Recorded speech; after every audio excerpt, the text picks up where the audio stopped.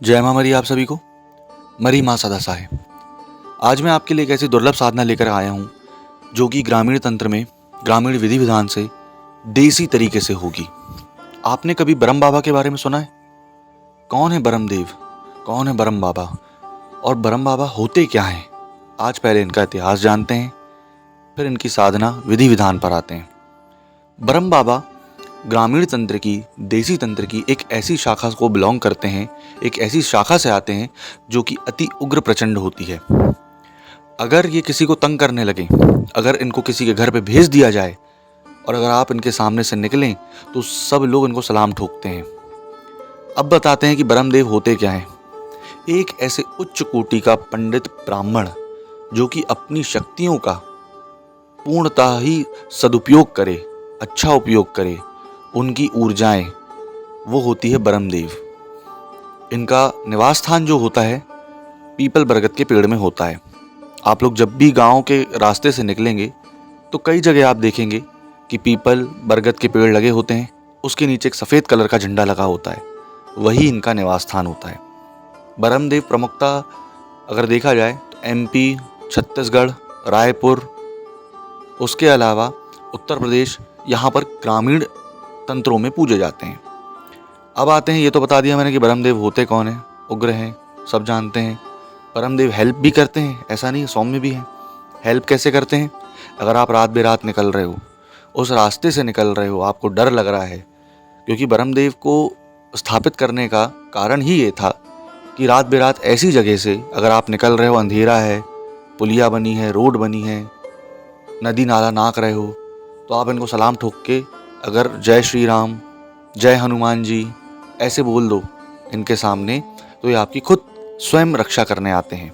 क्योंकि जो पंडित ब्राह्मण होते हैं, मेनली इनने जो भक्ति की होती है वो शिव और हनुमान जी की होती है, ब्रह्मदेव की मेनली। बाकी तो और भी ऐसे बहुत सारे ब्राह्मण हैं जो कि ब्रह्म का रूप धारण करते हैं। जब जनेऊ संस्कार उनका होता है उसके बाद उनकी शक्तियाँ बहुत अच्छा काम करती हैं। अब आते हैं कि इनको सिद्ध कैसे किया जाता है। ये विधि विधान जो है 11 दिन का है, प्रत्यक्ष साधना है इनकी, अति उग्र प्रचंड साधना है। जब भी आप अगर इसको करें, अगर जिनके गुरु नहीं है तो वो ना करें, ठीक, बिना बंधन डाले तो करें ही ना। करना क्या है ये भी बता रहा हूँ मैं। जहाँ इनका स्थान है, ठीक, वहाँ से आप इनको निमंत्रण दे करके लाएंगे। अगर आप निमंत्रण नहीं दे पा रहे हैं उस स्थान पर जा करके, तो वहाँ से आप क्या, हल्दी, चावल, कुमकुम, नारियल, अगरबत्ती, बताशे, लाई, ये रख करके आप निमंत्रण दे करके आ सकते हैं कि ब्रह्म बाबा, मैं आपको इस कार्य के लिए सिद्ध करना चाहता हूँ, अथवा मैं आपकी कृपा प्राप्त करने के लिए, आपके दर्शन मात्र के लिए मैं आपकी साधना करना चाहता हूँ। ये जो साधना होगी 11 दिन की होगी, ठीक। अब चालू कब से करना है? मंगलवार या फिर रविवार, दोनों में से कोई एक दिन आप पकड़ेंगे, 11 दिन की साधना करेंगे। प्रतिदिन इसकी 23 माला जाप करनी है। मंत्र जो होगा वो इनका शाबत देसी विधान जो जैसा बताया जाता है वैसा होगा। अब आते हैं कि इनको भोग क्या लगता है। 7 प्रकार का मीठा, 7 प्रकार के दाने, उसके बाद परैया, फूल।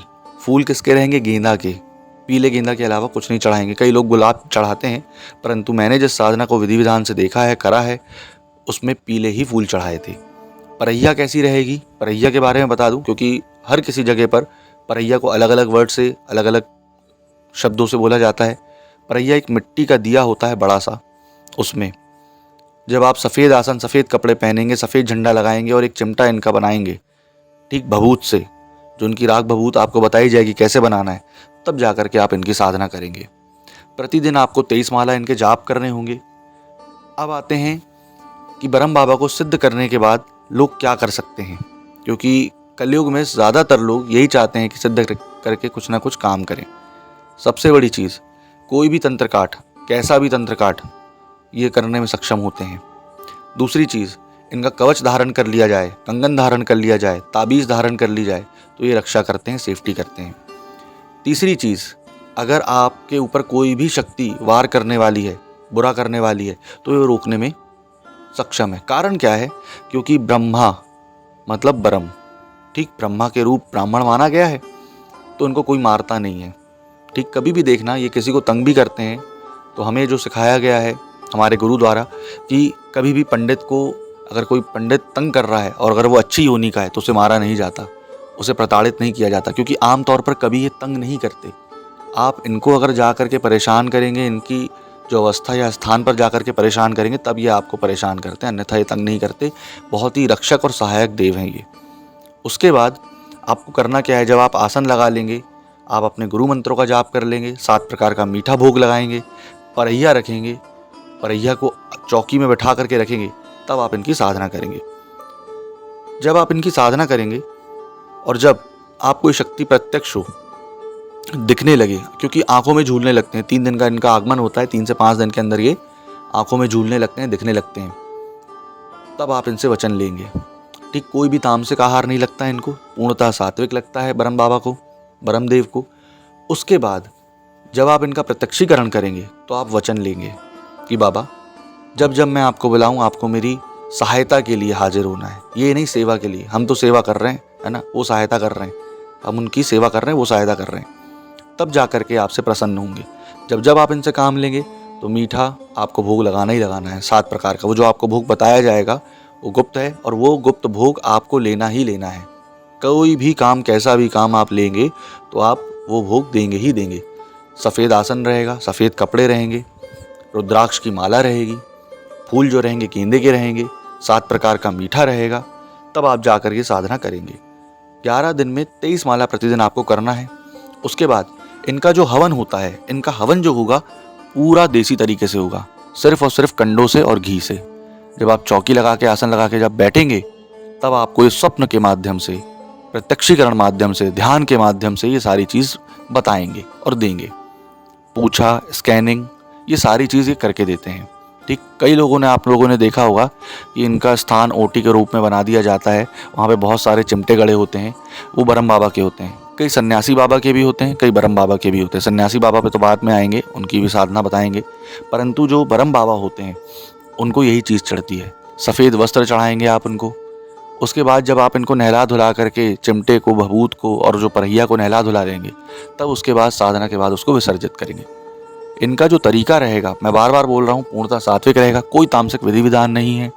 बहुत अच्छी साधना है, उग्र साधना है, प्रचंड साधना है। इसलिए बिना गुरु वाले ना करें। कारण क्या होता है, ये दिखते कैसे हैं, बहुत उग्र स्वरूप में दिखते हैं। इस कारण से गुरु का होना अति आवश्यक है, नहीं तो कई लोग देख के डर जाते हैं। इनका स्वरूप कैसा है ये भी मैं बताना चाहूँगा।